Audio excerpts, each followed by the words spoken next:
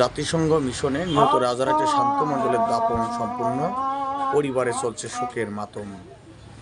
জাতিসংঘ শান্তিরক্ষা মিশনে সুদানে নিহত বাংলাদেশ সেনাবাহিনীর সদস্য শান্ত মণ্ডলের দাফন কুড়িগ্রামের রাজারহাটের সাতমাদাই গ্রামে তার পারিবারিক কবরস্থানে সম্পন্ন হয়েছে। এর আগে স্থানীয় দিনবাজার ঈদগাহ মাঠে শান্ত মণ্ডলের শেষ জানাজা অনুষ্ঠিত হয়।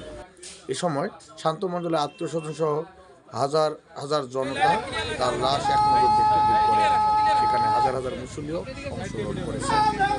পরে নিহত শান্ত মণ্ডলকে সেনাবাহিনীর গার্ড অফ অনার দেওয়া হয়। শান্ত মণ্ডলকে হারানোর পর থেকে তার পরিবারে চলছে শোকের মাতম। শান্ত মণ্ডলের লাশ রোববার 21 ডিসেম্বর বিজিবির হেলিকপ্টার MI-17 করে দুপুর 2:20 উলিপুর হেলিপ্যাড মাঠে অবতরণ করেন। পরে সেখান থেকে অ্যাম্বুলেন্সে করে তার লাশ মৃতের পরিবারের কাছে হস্তান্তর করেন। এ সময় উপস্থিত ছিলেন major Inzamam, Kurigram camp commander SM Rafsan Ahmed, major অবসরপ্রাপ্ত আব্দুস সালাম, জেলা বিএনপি সদস্য সচিব আলাস সোহেল হোসাইন কায়কোবাদ, জামায়াতের অ্যাডভোকেট ইয়াসিন আলী সরকার, রাজারহাট উপজেলা নির্বাহী অফিসার মোহাম্মদ আল ইমরান ও থানার অফিসার ইনচার্জ আব্দুল ওয়াদুদ।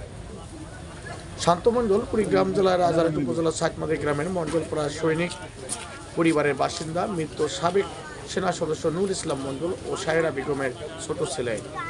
এছাড়াও তার বড় ভাই সোহাগ মণ্ডল, তিনিও সেনাবাহিনীর একজন সদস্য। শান্ত মণ্ডলের স্ত্রী দিলরুবা খাতুন বৃষ্টি 5 মাসের অন্তঃসত্ত্বা। তিনি স্বামী হারার খবর পেয়ে বারবার মুচ্ছা যাচ্ছেন। শান্ত মণ্ডল 2018 সালে সেনাবাহিনীতে সৈনিক পদে যোগ দেন। তিনি সর্বশেষ বগুড়া ক্যান্টনমেন্টে সৈনিক পদে ছিলেন। গত 7 নভেম্বর তিনি শান্তিরক্ষা মিশনে সুদানে যান। শান্তর বড় ভাই সোহাগ মণ্ডল বলেন, মারা যাওয়ার আগে শনিবার সন্ধ্যায় শান্ত ভিডিও কলের বাড়ির সবার সঙ্গে কথা বলেছেন। রাত 10:30টার দিকে খবর পাই ওদের ক্যাম্পে হামলা হয়েছে। মৃত্যুর কয়েক ঘন্টা আগেও তিনি নিজ পরিবারের সঙ্গে ভিডিও কলে কথা বলেছেন বলে জানা গেছে। মরহুম সৈনিক 16 ফেব্রুয়ারি 1999 তারিখে কুড়িগ্রাম জেলার রাজারহাট থানার টগরাইহাট ডাকঘর এর অন্তর্গত ছোটিমাধাই গ্রামের এক মুসলিম সম্ভ্রান্ত পরিবারে জন্মগ্রহণ করেন। তিনি 21 জানুয়ারি 2018 তারিখে বাংলাদেশ সেনাবাহিনীতে ভর্তি হন। তার চাকুরির বয়স 7 বছর 10 মাস। তিনি গত 13 ডিসেম্বর 2025 তারিখ জাতিসংঘ শান্তিরক্ষা মিশন বাংলাদেশ ব্যাটালিয়ন 4 ইউনিসপা এর সন্ত্রাসী গোষ্ঠীর ড্রোন হামলায় শাহাদাত বরণ করেন। ইন্না লিল্লাহি ওয়া ইন্না ইলাইহি রাজিউন। মৃত্যুকালীন সময়ে তার বয়স হয়েছিল 26 বছর 10 মাস।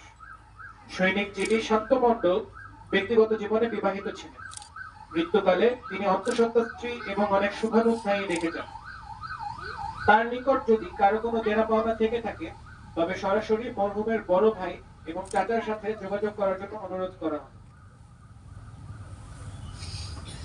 সম্মানিত আমাদেরকে জানাবেন, আমরা ইনশাআল্লাহ চেষ্টা করব আপনাদের এই দিনটা পরিশোধ করার জন্য। আল্লাহ পাক আমাদের সে তৌফিক দান করেছেন। তো আমি শান্ত মণ্ডলের বড় জ্যাঠা হিসেবে আপনাদের কাছে পুনরায় বড়জোরে অনুরোধ করছি, শান্ত যে দুদিন আমাদের গ্রামে বিচরণ করেছিলেন, ছুটি এসে গ্রামে চলাফেরা করেছেন, এই চলাফেরার মধ্যে যদি কেউ তার কথায় কষ্ট পেয়ে থাকেন, তার কথায় আঘাত পেয়ে থাকেন, দয়া করে আপনারা ক্ষমা করুন। উপস্থিত সম্মানিত ইমাম সাহেব সহ অন্যান্য মুসল্লিবৃন্দ, আসসালামু আলাইকুম। আসলে আজকে আমরা প্রত্যেকে এখানে দুঃখ প্রাক্রান্ত মনে উপস্থিত হয়েছি যে আমাদের শান্ত মণ্ডল আমাদের ভাই, বাংলাদেশকে ধারণ করে বাংলাদেশ সেনাবাহিনীর একজন গর্বিত সদস্য, বিশ্ব শান্তি প্রতিষ্ঠায় সুদূর সুদানে শহীদ হয়েছে।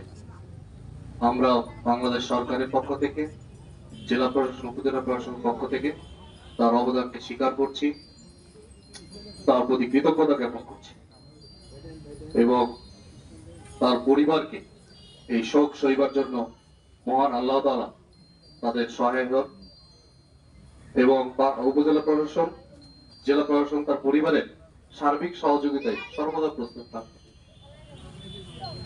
তো আজকে আসলে জানাজা হবে, খুব বেশি কথা বলার সময় নেই। মহান আল্লাহ পাকের কাছে প্রার্থনা করি মহান আল্লাহ পাক শান্ত মণ্ডলকে জান্নাতের সর্বোচ্চ মাকাম দান করুন, জান্নাতুল ফেরদাউস নসিব করুন। আপনাদের সবাইকে ধন্যবাদ জানিয়ে আমার কথা শেষ করছি। আমার এলাকার সন্তান শান্ত মণ্ডল আমার গ্রামে আমার বাড়ির ছিলেন। এ শুধু দুধ খাওয়ার কুড়িগ্রাম এই এলাকায় সীমাবদ্ধ নয়, এর পরিচিতি এখন শুধু বাংলাদেশ সেনাবাহিনী, বাংলাদেশ নয়, জাতিসংঘের পতাকায় তার লাশটি পড়ানো আছে। এটা আমাদের জন্য অত্যন্ত সৌভাগ্য। সেনাবাহিনীর চাকরিতে করে বাংলাদেশ সেনাবাহিনীর বাইরেও জাতিসংঘের শান্তি মিশনে গিয়ে একটা মানুষ শহীদ হয়েছে, সারা পৃথিবীব্যাপী তার নাম ছড়িয়ে গেছে। আল্লাহ তাআলার একটা অশেষ, আমি বলবো, দয়া। কষ্ট আমাদের সন্তানকে আমরা হারিয়েছি। আমরা সবাই দোয়া করবেন। আমার গ্রামের ছেলে সবাই জানেন, ভালো ছেলে ছিল। ওর বাবা মাকে আমি অনুরোধ করবো, ভাই বোনদেরকে অনুরোধ করবো, আপনারা ধৈর্য ধারণ করেন।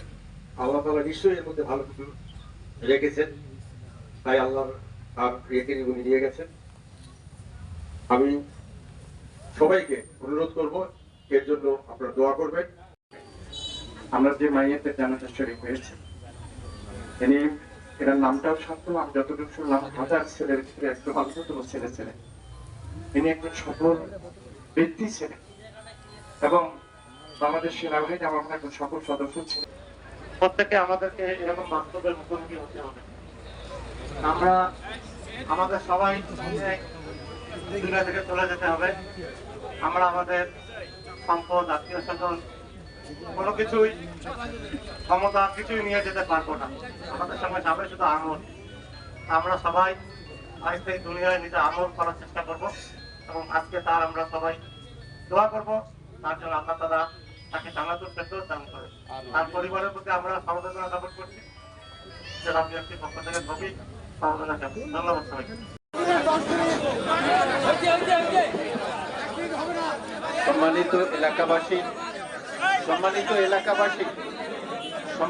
এলাকাবাসী, আমরা যারা দেখি নাই